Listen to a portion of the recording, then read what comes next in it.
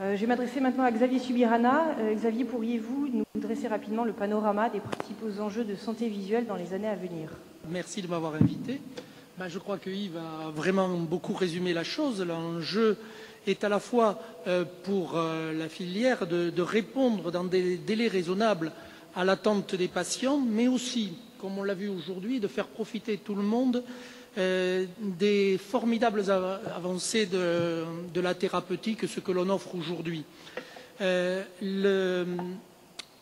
L'accès aux soins, c'est une chose qui pose des problèmes. Vous ne me démentirez pas en disant qu'aujourd'hui, on nous reproche d'avoir des files d'attente extrêmement importantes. Et donc ça vient de problèmes multiples. Le premier, c'est la démographie médicale qui est à la baisse, et en particulier des ophtalmos. Heureusement, les dernières évolutions de cette année ont permis d'avoir un nombre d'internes qui va aller en augmentant, et donc ça va régler le problème à moyen terme, mais c'est du 2022-2025 pour que la courbe commence à rechanger. Et puis nous avons aussi un problème qui explique ces files d'attente, c'est le vieillissement de la population française. On en a largement parlé ce matin, avec l'arrivée à l'âge de la retraite des enfants du baby-boom, qui sont devenus maintenant, ils ont 70 ans. L'augmentation de l'espérance de vie, on en a largement parlé ce matin, mais l'espérance de vie, comme on l'a dit, c'est aussi permettre à des gens de vieillir mieux. Or, malheureusement, c'est la période aussi de l'âge de la cataracte, de l'âge du glaucome, de l'âge de la DMLA. Or, toutes ces pathologies, il faut les traiter. Et aujourd'hui, vous l'avez vu, on obtient des résultats absolument magnifiques, mais au prix d'un nombre d'actes très important.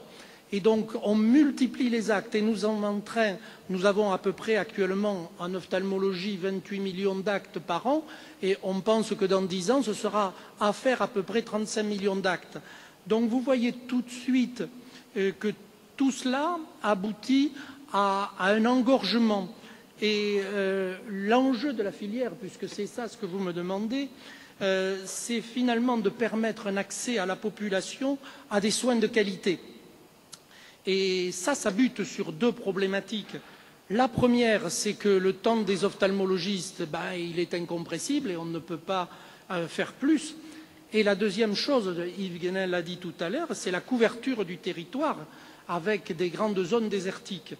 Et pourquoi il y a des zones désertiques? Eh bien parce que plus on augmente la technologie, plus on a besoin d'avoir des centres avec un grand nombre d'ophtalmologistes et du matériel de plus en plus cher, qu'il soit d'exploration ou de chirurgie. Donc où vont s'installer les ophtalmologistes? Dans les grands centres, dans les grandes agglomérations, et ça augmente la désertification. Donc on voit tout à fait qu'il n'est pas possible de rester dans le même modèle et qu'il faut trouver d'autres modèles, et ça débouche sur ce que l'on a dit tout à l'heure, c'est l'idée de délégation de tâches. Ces délégations de tâches qui se feront vers les orthoptistes et vers les opticiens, ça paraît évident. Actuellement, il y a un certain nombre de protocoles qui sont avec les orthoptistes. Vous avez entendu sûrement parler du protocole des Pays de Loire qui va être étendu à toute la France, qui permet, sans passer par l'ophtalmologiste, mais avec la validation d'un ophtalmologiste par télémédecine, de procurer des lunettes. Il y a des protocoles qui sont aussi en train de s'étendre à toute la France pour la rétinopathie diabétique, où une orthoptiste prend des photos du fond d'œil, télétransmet la rétinophoto, et c'est un ophtalmologiste qui va le lire à distance et donc qui dira oui ou non s'il faut qu'il faut une consultation ou pas. Aujourd'hui, c'est avec les orthoptistes. Demain, ça sera obligatoirement, parce que ça doit l'être, avec les opticiens. On peut penser aussi aux personnes qui se trouvent dans les maisons de retraite, puisqu'on ne peut pas déplacer le matériel et qui ont besoin d'avoir des aides visuelles. Donc il y a plein de pistes qui sont extrêmement intéressantes. En clair, vous m'avez posé cette question, ma réponse serait plutôt simple. J'aurais tendance à dire, comme on l'a dit ce matin, il faut remettre le patient au centre du dispositif.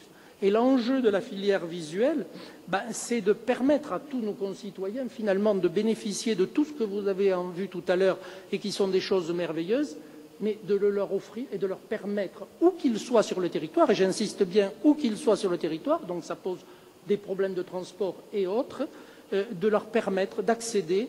C'est ça l'enjeu qu'on a à régler. Et je crois que nos concitoyens ne nous autoriseraient pas et ne nous permettraient pas de laisser passer et de ne pas leur offrir ces chances. Merci beaucoup, Xavier.